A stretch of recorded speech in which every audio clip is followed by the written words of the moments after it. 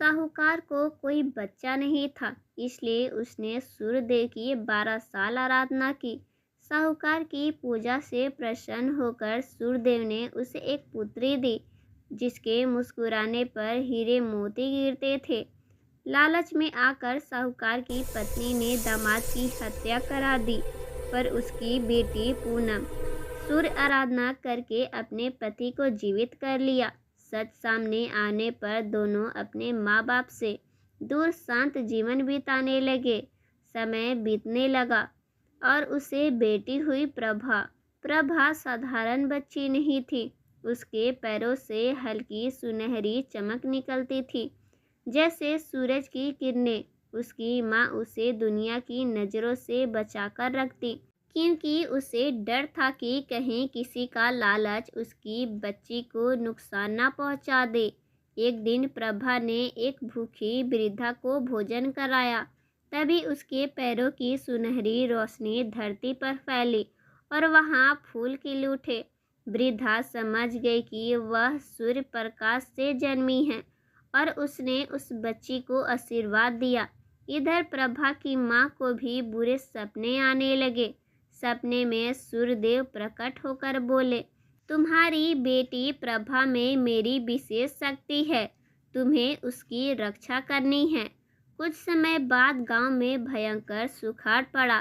प्रभा किसानों का दुख देखकर खेतों में नंगे पांव चली। जहां उसके कदम पड़ते वहां धरती नम होने लगी और कुछ ही दिनों में सूखी जमीन पर फसल लग गई। लोग उसे सूर्य की नई कृपा मानने लगे, पर गांव का लालची दल सुख इस रहस्य को देखकर लालायित हो उठा। सोचा, अगर प्रभा के कदमों की मिट्टी मिल जाए तो मैं अमीर बन जाऊंगा।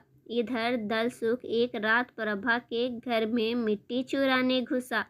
तभी प्रभा उसके सामने आ खड़ी हुई। उसने कहा, यह रोशनी सोने की नहीं, सच्चे मन की होती है, इसे चोरी नहीं किया जा सकता।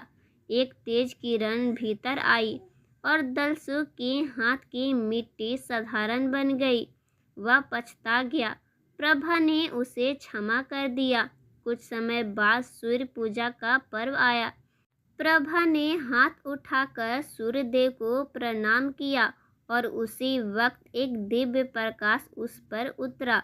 वह सूर्यदेव थे। सूर्यदेव बोले, प्रभा, तुम मेरी किरण हो। जैसे तुम्हारी माँ के मुस्कुराने से हीरे मोती गिरते थे और हीरे मोती की लालच में तुम्हारी नानी ने तुम्हारी पिता के हत्या करवा दी थी, ताकि तुम्हारी माँ को पूरी जिंदगी अपने पास रख सके।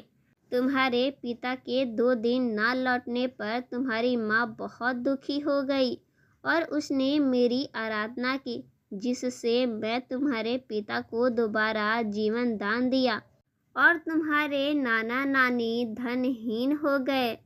वैसे ही तुम्हारे कदम से धरती जीवन पाएगी। तुम जहाँ जाओगी वहाँ उजाला, सुख और शांति फैलेगी। यह संसार से सूर्य धर्म की नई शुरुआत है। गांव वाले दंग रह गए। अब प्रभा केवल एक बच्ची नहीं रही, वह सूर्य प्रकाश की दूत बन चुकी थी। यह कथा कैसी लगी कमेंट में ज़रूर बताइएगा। धन्यवाद।